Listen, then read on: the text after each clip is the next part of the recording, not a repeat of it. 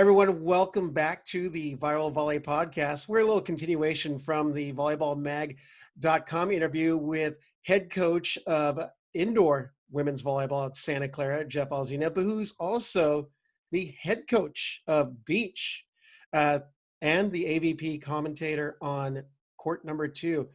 Thanks for coming back again, Jeff. Associate head coach for indoor, head coach for beach. I know it's a mouthful and it's a lot.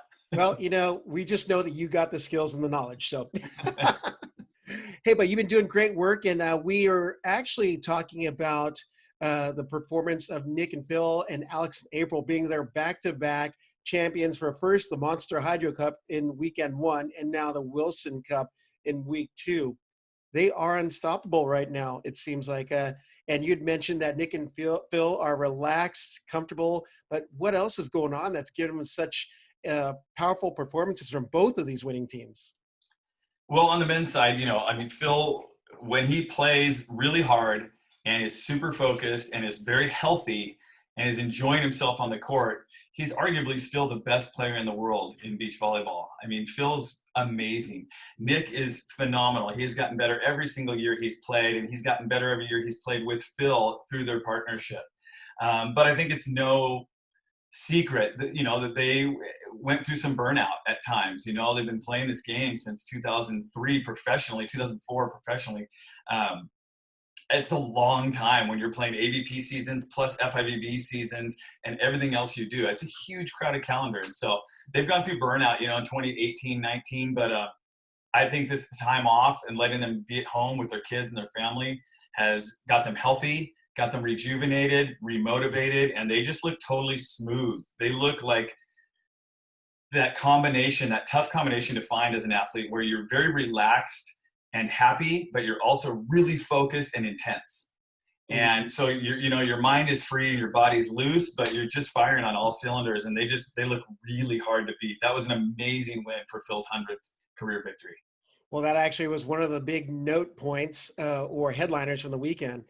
Phil Dollhouse getting his 100th career win. And in that group of people, Kent Steffes, Karch Karai, pretty incredible population of people to be considered with.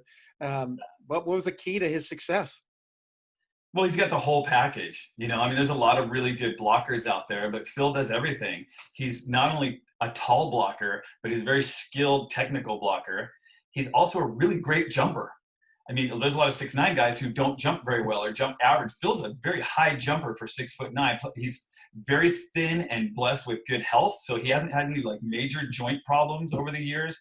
He's been able to have a longevity in his career because if he needs to, he can play the left, he can play the right. He's phenomenal at dropping off the net, and he's one of the best setters in the world, frankly, too. So, he has the absolute whole package. And when you consider him also being able to go back to the service line when he's feeling fresh and ripping jump serves, he's just literally a scoring machine. I was there for his very first win in 2005. I was coaching Jake and Stein in their Team of the Year MVP season. And we thought we were going to have those guys because they were so young. We just won, I think, 3 in a row. And they stopped us in an overtime battle. I think it was 17-15 in the third. But, gosh, that was 15 years ago. And Phil has basically been one of arguably the best guy in the world since. Oh, on the weekend, he definitely was the best. You look at his hitting percentage, he hit .569. It's good for the best of the weekend. Then he gets 22 blocks, then 24 control blocks, which are number 1 in both those categories. On top of that, he gets 5 aces, which is second for the weekend. So wow. He was the man all weekend. I know the AVP puts out some really good statistics, and that's where you're finding some of that stuff. And I went through this today. It's really cool because you can go to their site and find totals, but you can also find per set averages, which is really neat. The one thing they don't have is your overall kill percentage. They have your hitting percentage, which is a combination of all your offense and defense, side out and transition. But just pure kill percentage, Phil's at 64%. And the next closest is Theo at 60. So he's a Terminator. And there's the analyst part that we're all just eating up on your stream. So look at that. Looking inside the numbers. So on the women's side, Alex is 63% kill ratio. The next closest person is Sarah Pavin at 55. and Wow. Brandi Wilkinson at 55. So you can see that, I mean, when you can just terminate the ball, 63% of the time when you get the ball, it's a huge number. And that means basically anytime you're controlling the first contact, you get a good chance of ending the rally for a point for your team. Yep. Well, one of the other headlines for the weekend, and I know that I actually got this nickname from you, listening to you on court too, the Prodigy, Miles Partain and Ty Loomis. What did you think about this youngster's performance on the court? It was really cool to see their chemistry. Ty is in a situation where he gets to play the mentor, the veteran, and Miles is the apprentice. They just didn't have size. It's the only real reason. They both sided out really well. They set really well. They competed well. But they just don't have size as a block. And so they were going to have to side out almost perfect. But it's great. I mean, I was able to start coaching Miles quite a bit back in 2017 and 18. And he just keeps getting better and better, which is cool. Because sometimes when kids kind of spike and become great early, they may fall off a little bit. Absolutely not the case with Miles. He still works his butt off, trains his butt off. He's texting me during the event, asking if I can give him scouting reports and some leads on some of these other teams and players, which is awesome. So he's hungry for knowledge, and he's got already, at 18 years old, he's got a huge IQ. He's just really, really smart about the game already. I mean, talking to him when he was like 16 years old, I could talk to him in the same manner that I was talking to someone who's, 34 years old and had won, 15 AVP events. So he's a sponge and a great hard worker. Well, even just him in those certain situations, seemed like he had ice water in his veins because he was so controlled. He is very even keeled the entire time. Can you comment on his style of play? Huge strength for him, yeah, is his I call it red mind and blue mind. Blue mind is more your analytical side and trying to be calm and cool and think your way around the court. And red mind is allowing you to have emotions. And you kind of need a little bit of both usually to be great, but most people are more dominant in one or the other. Your red mind type players, a little more like a Casey Jennings, Casey Patterson, Stein Metzger, a young Nick Lucena, and your blue mind players are more like Todd Rogers. And then that's what Miles likes to do. It's just kind of like really be calm and quiet, not too much celebration, and just stay focused on what's next. And I think that calmness allows him to play his best and make really good decisions at such a young age, that's one of the rarest characteristics of an 18-year-old player is the, good decision-making. Yep. Well, he definitely, from a physical and a talent standpoint, he's got hands of silk. Oh, yeah. Ty Loomis got one of the Progressive Hammer nominee awards or one of the bangs, but man, I got to give credit. And I'm going to admit my bias. I'm a former setter. So if it wasn't for Miles fakie on 2 with a jump set, he had a 0 block to go up against, and Loomis just hammered it. That was sick. I hope everybody can go find that play because you saw a lot of on-2s all weekend, but that was one of the best on-2 fakes. Right? Like he went up so high that Phil, arguably the best blocker in the world, one of the best read blockers ever, went full maxed out on Miles. And he just like pulled his arm down and set butter. Yeah. Well, he gave us a ton of highlights just in the short time he's been out here. And you guys are saying it, even the Court 1 guys, Dane was saying a lot about seeing a lot of this kid come in the future. He's going to be a mainstay on the tour.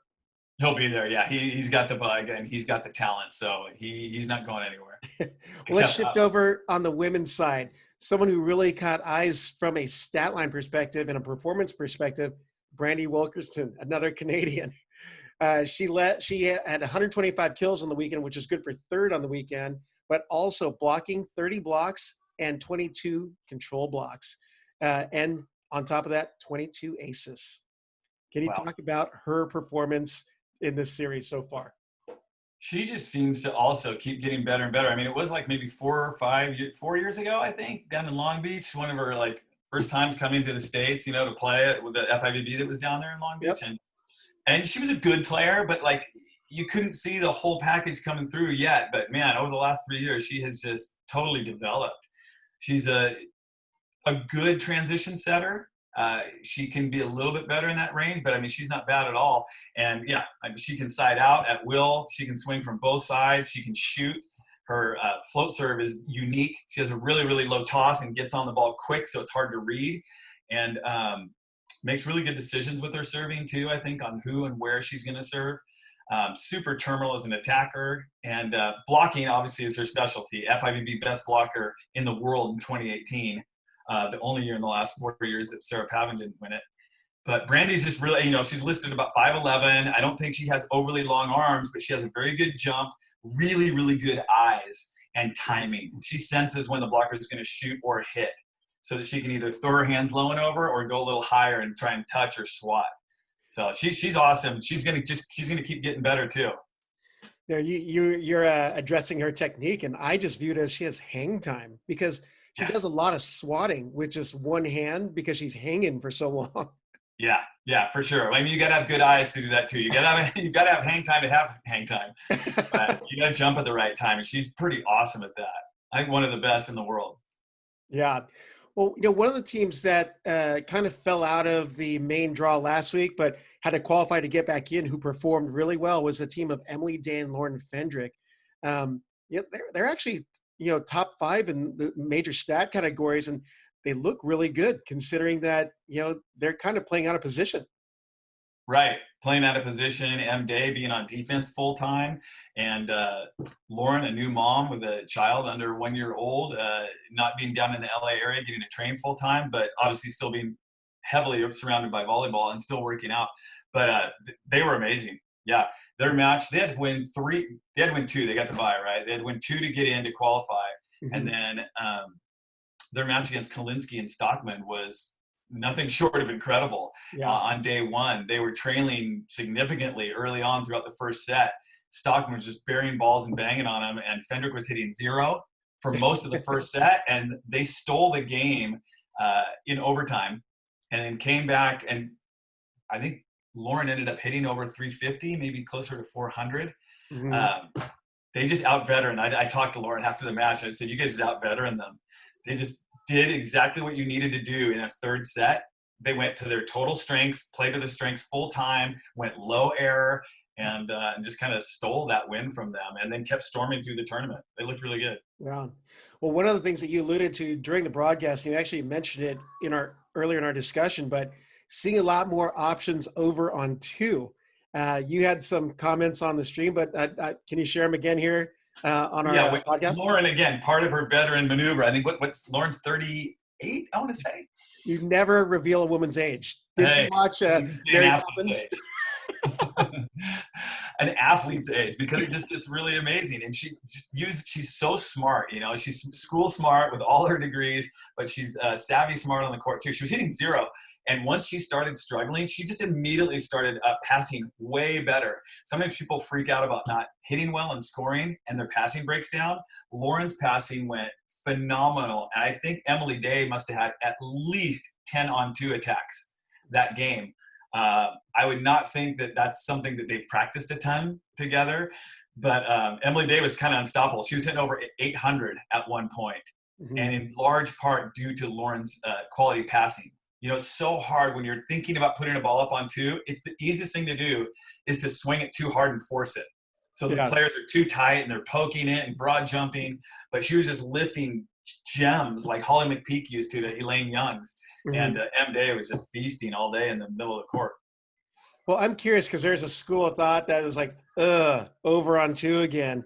What's your response as someone who's been in the game as long as you have been, with the knowledge and experience that you have? Oh gosh, I haven't heard that at all. I have not heard that. I would wonder where that's coming from. I mean, I think it's a great part of the game, and I love seeing it in the men's side, especially when there's stuff like Miles Partain is doing, where you go up and you hit a couple, but then you go up and then you set. You jump set on 2. Yeah. I just think it's a natural part of the game, the way that the court got smaller, and so it got tough. It got more difficult to make tough serves. And so if the passers are having an easier time with it, the first instinct was, well, let's start putting some balls up so at least we have choices to hit or set. Yeah. So now that you've got this trend of better passing, but with gnarlier, huger blockers, the first thing you should do really is try to pass that ball across the court to make the blocker go chase and follow the setter, if you will. And if they have a presentation of being able to fake or use an on 2, and you can set that ball all the way back out to the pin, I mean, that's the only way that you can start really like affecting the block as much as the block has now begun to affect hitters. Yeah. With this small court, these antennas, tons of hard packed courts now. You know, a lot more events in the world that are on concrete, right? With shipped in sand and maybe not so much wind. That's a totally different game than playing in, you know, Manhattan or Hermosa at 15-mile-an-hour wind. It's totally different. Well, let's jump to our next topic. We're 2 weeks into the AVP Champions Cup Series, but are there any teams that make you go, And what I mean by that is, are teams not performing at the level that we'd expect them to, or just not finding their rhythm? I don't know. I think the main draw is playing out pretty much the way that you'd expect it. I mean, Triborn and Trevor Crabb are like really kind of pushing the envelope. They're killing everybody right up until those top two teams.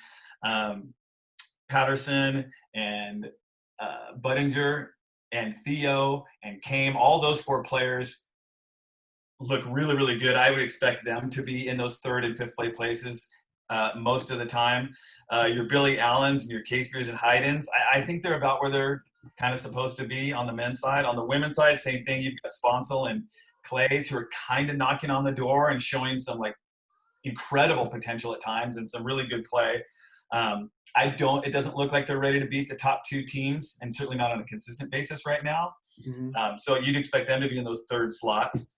And then, I don't know. I think it's kind of shaking out about how you would expect for the most part.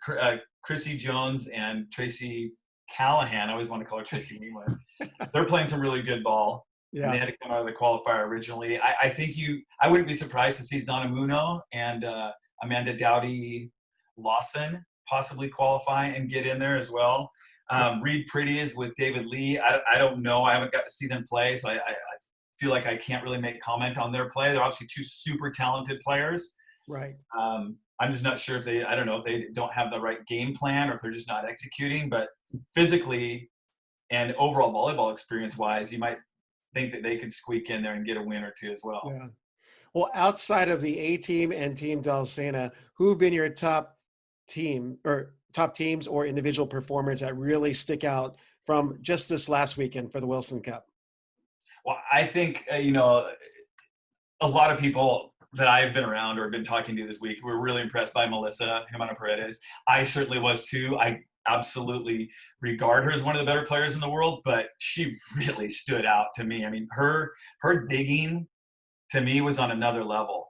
Obviously, she's got a large block in front of her that's a good block that's taking up a lot of space, but, she's digging heat from one of the best attackers in the world, like April. No problem. I think you see some of the other diggers, getting their stats padded by running down some shots here and there on smaller blockers. No one's going to shoot a million balls that she can go run down because they're going to be, touched up in the net by Pavin. Right. So what she does better than other people, I think, is hangs deep and is really balanced and gets platforms. She doesn't get this stuff or when she gets platforms on hammer balls. And man, she's such a good reader, and it has such a great quality of location to her digs. She really stood out a lot to me. And she led this weekend with 77 digs just from the Wilson Cup. But I just put this together, looking at the full stats for the two series weekends. She has 144. She's 77 per weekend now. Wow. So that's amazing. Yeah. And that's with beating teams in two and not getting as many opportunities, right? Yeah, exactly. Not going through a big losers bracket or something like that. So yeah, she's really amazing with that. I'm quite sure that, Scott Davenport's her coach, and they must work a lot on just really continually trying to bring her a little more offense. She can create a little bit of more rhythm on her approach, or a little more space, or a little more vision, or a little more power. Just she needs 5-10% more of those on each approach to be able to terminate a couple more balls. And they're, they look like the team that has the best chance to beat the surging A team right now. Well, I wanted to mention on the women's side, because this blocking was so huge on the women's side of things, with Brandi getting the 9, which is her career record in a match. But Brandi had a total of 16 for the weekend. Sarah Pavin had 13, and you realize that's the 2018 FIVB best blocker. And then Sarah was the best blocker in the FIVB in 2017, 2019. it's an all Canadian contingency that's running the border at the net, so to speak. Yeah, definitely. I mean, they're just great athletes and great volleyball players, and they have gone on to find great partners for themselves too, that are just a perfect fit. So it's not really that surprising, man. It's a ton of size with a ton of IQ and ball control. So that's why they're there. I feel like I'm going to give some real love to our Canadian neighbors, because the next person I'm going to bring up is Kame Schulk. He's been doing phenomenal things on defense and on the attack. So what's brought his game to the level where it's at now? Well, I think it's defense. I think he's slowly but surely, steadily becoming a better defender. Every month and every season, he's been out here on the AVP tour after switching over to playing AVP rather than FIVB for Canada. He's always been a phenomenal attacker. I mean, he can hit on the left, hit on the right. He's tall and quick. He's a bit like a Hayden. You know, he's 6'5", but just fast twitch. Kame's arm gets on the ball really quickly, and he's really good at hitting both sides of the ball, sideline to sideline. But then when he needs to, he can hit the kind of indoor, high, flat, spatchy, high hands, deep middle stuff. You know, so you take that. He's got power and speed on his arm, and then he's got shots. So he's just passes dimes. So siding out's never really been his issue at all. It's just been trying to learn full-time defense.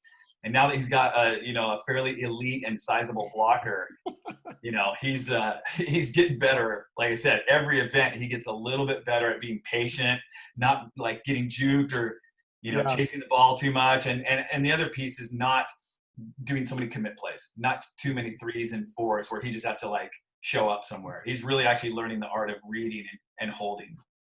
Well, it's unfortunate this is going to be a shortened season, because technically this last weekend is the last tournament for the season.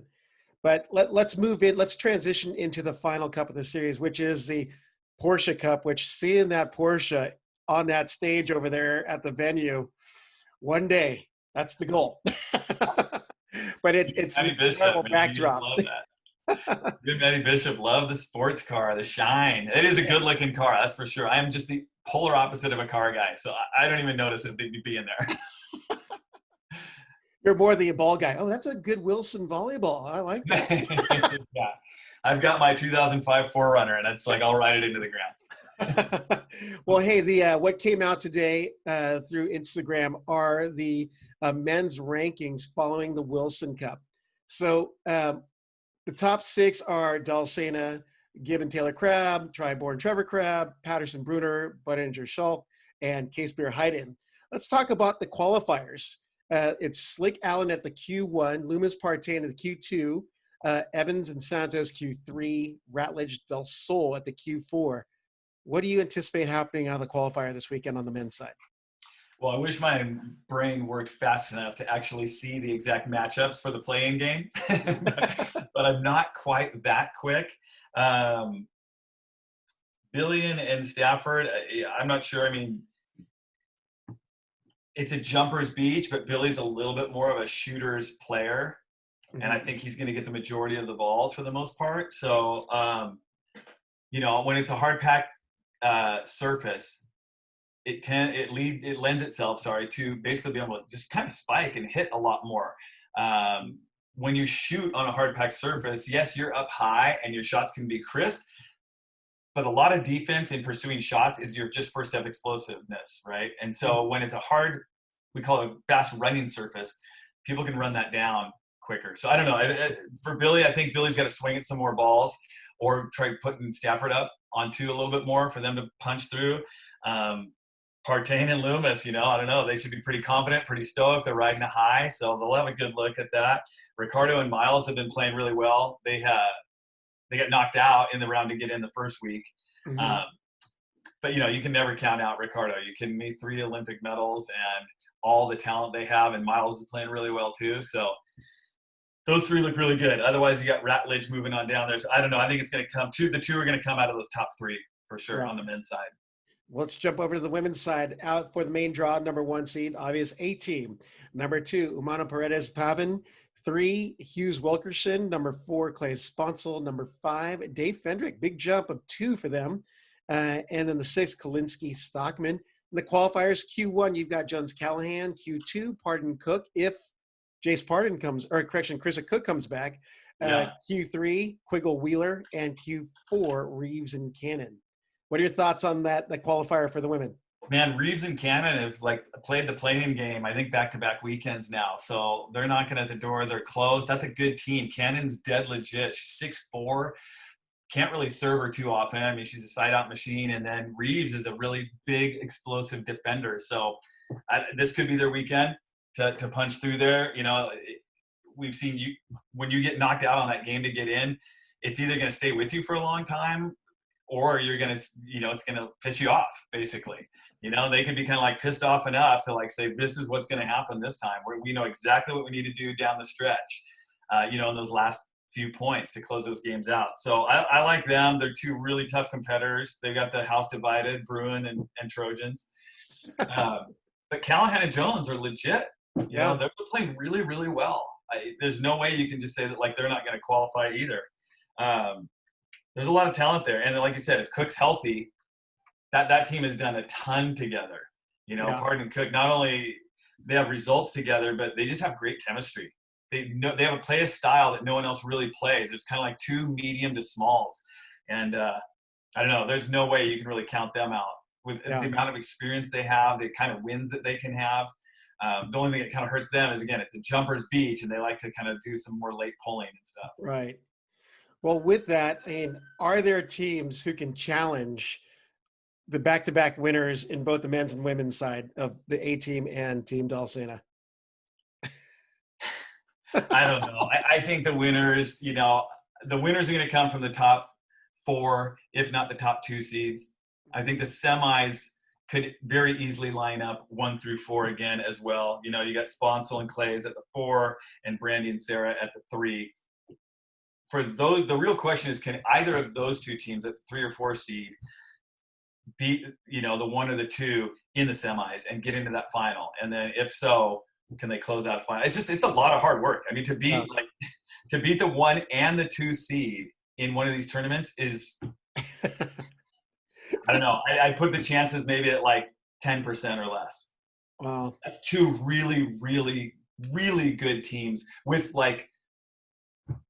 historical size and strength, in my opinion. Right. 2 6'5" blockers on the women's side that can bang on 2 and shut down so much court, and with the talent on the defense side behind them. Yeah, I don't see anybody else winning the final this weekend. Well, actually, this could be the same question, but for the entire Champions Cup Series. I'm gonna mention the standings for the men's first this time. Number 1 is obviously Dollhouse Lucena with a first and a first finish. Number 2, Jake Gibb, Taylor Crabb with a second and a second finish. And in the 3 spot are Tri Bourne and Trevor Crabb with a third and another third finish. Seems like everyone's going to be playing for the second and third position, which is that bonus money. Anyone have the ability to press into the top 2-3 spot? Beyond that? I don't know if it's going to be somebody different. I mean, Chase and Cam are playing really well right now, and Casey and Theo seem to find their mojo last week too. And Trevor and Tri, they're able to crush other teams. Their offense is so good right now, but they've got to find ways to score in transition. They're both getting digs. I think they are combined for 7.3 digs. No, sorry. 6.5 digs per set, and Taylor is at 7.3. Mm-hmm. So functionally, they're right there behind Taylor, and their side out, in my opinion, is just as good. So if I was Jose, I would be looking at my stats. I would have stats on why they're not scoring in transition. Is it the setting? Is it being on a certain side? Right? Sometimes if you get a dig in the middle of the court, you just go to the side you're used to being on. But I found in 2010 when I had Jake and Rosie that even though Rosie had played the left, he was almost twice as good in transition from the right. I kept that stat of literally what side you spiked on in transition over the course of a season. And Rosie was he was twice. He was double. I think he was 25% more kills. Yeah, on the right side. So they need to break that down to figure out a couple more points per game, and they would have a chance to challenge in there. But I think, the 1 and 2 seeds are going to finish 1 and 2 again. It's really who's playing for that bronze and who can win some money in that Porsche Cup, which is pretty cool. Yep. Well, let's shift over to the women's side. Number 1 seed, A team. Number 2, and it's actually a tie. Hughes Wilkerson with a 2-3 finish in weeks 1 and 2, and then Pavin and Humana Paredes a 3-2 finish. And then you have Claes and Sponsel at the number 4 spot with a 3rd and a 5th place finish. What do you see happening there for the actually silver and the bronze? Well, the big game, right, will be that second round match between Brandi and Sarah versus Canada. We'll call them like Sarah and Melissa, right? That's when they'll face off, is that second round. And so whoever wins that's going to have an easier road to the finals by sitting in that semi so early. The loser's going to have to go over and play probably who will be, let's see, the 5 seed, you know. I don't know. I think the 1 and 2s are going to finish the same. And again, it's going to be who's playing for that bronze. It'll be whether Brandi and Sarah can maintain the strength they showed in that first and second event, or if Sponsel and Claes can kind of smooth it out and really challenge one of those teams in the semis as well. They would look to probably play the 2 seed in the semifinal. If they can get there and get to that final, they might steal that money. But they look good. The first, they got really unceremoniously knocked out in that first event with Kelly Claes hitting at least 3 balls in the middle of the net to finish the round against Sarah Hughes. They came back last week and looked like they had improved a ton. They were making way better decisions. They looked calm under pressure. They used a lot more of pass, set, hit on easy balls instead of trying to rush their dumps on 2 and things like that. Mm-hmm. So if they continue that trend, I mean, to me, they were significantly better last week. They also beat Kleinman and Ross 21-12 in that first set, came out gangbusters. So, I mean, if you can beat that team 21-12, you've got a chance to do something special. So they just need to put it all together on late Saturday or Sunday. Well, this is a head coach of Santa Clara Beach, Jeff Alzina, and associate head coach of Women's Indoor, and play-by-play and analyst for the Amazon Prime Video court number 2 with Maddie Bishop. And all the audio sensation and education is courtesy of he and Maddie, and it's been a great run so far. I'm looking forward to hearing you on the Amazon Prime Video feed on Saturday morning, bright and early, 8:15 Pacific time. So I don't know if you have your assignments, but why don't you feel free to plug anyone else that you want to hear, Jeff? Well, I think the only, I mean, it's just been amazing that they've been able to give the fans full court 2 coverage. They've never done that with, we had one announcer the first weekend. We were trading off and on, and then we decided to combine last weekend. And I think it flowed really, really well. Maddie did a phenomenal job of setting up the matches and setting up me and providing play-by-play and really putting me in a comfort position of being able to just give some color analysis between plays for the most part. So props to AVP for being able to do that. They're doing it remotely. Maddie's out in Montana, and I'm up in Santa Cruz, Northern California. So they've gone through and figured out how to solve some of those technical difficulties we had and been able to provide really, really good matches during weekend long. So I think the only thing people would say is like, hey, how about the qualifier? How about we get that qualifier in there too? So I don't know, maybe going forward we'll look to do that too. But it's been an absolute treat and a blessing to be able to speak on the sport that I love, that I've given the vast majority of my life to. And I'm looking forward to another really, really good weekend of high-level matches start to finish. Yep. Well, your passion, experience, knowledge, and just anecdotes to the game are touching a ton of people, and they're digging what they're hearing. So now if they could just see this beautiful beard regularly, I think it'd be an icon. Forget the bearded bros. This is the bearded commentator. This is Jeff Alzina.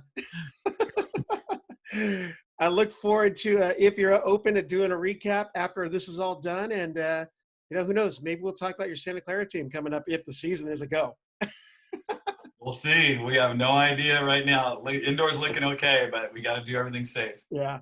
Well, this is Jeff Alzina once again. And be sure to tune in to the AVP Champions Cup Series, the finale this weekend, Porsche Cup, starting actually qualifiers on Friday, early 8:15. Look for players' Instagram and Facebook live feeds, and then Prime Video on Saturday and Sunday. And do you know if Sunday finals will be on NBC yet? I haven't heard that yet. They made a later decision last week as well, and so I'm not sure if they'll cover that or not. But being the finals, I hope they will. Yeah. And obviously, players should be, fans should be tuning into you too. You do a really great job of carrying those rounds, and especially the qualifier as well. So. Awesome. Well, hey, Thank Jeff, you. thank you again. I look forward to chatting with you again and listening to you this weekend. Thanks a lot, Rob. Appreciate it.